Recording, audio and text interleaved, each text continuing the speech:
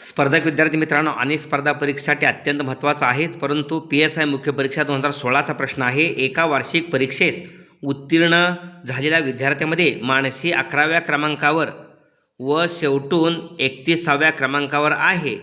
परीक्षेस अनुत्तीर्ण विद्यार्थी संख्या 8 असेल तर परीक्षेस एकूण किती विद्यार्थी बसले होते?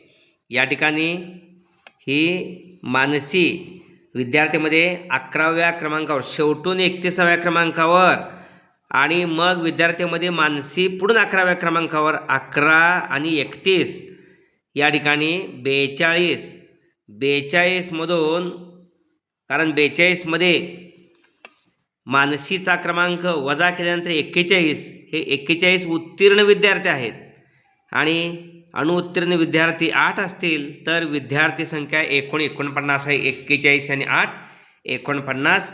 अचूक पर्याय नंबर 2. असे प्रश्न विचारपूर्वक सोडवले तर आपण अचूक पर्यायापर्यंत नक्की जातो आणि सिलेक्शन होण्यासाठी, निवड होण्यासाठी अत्यंत महत्त्वाची मदत होते. धन्यवाद.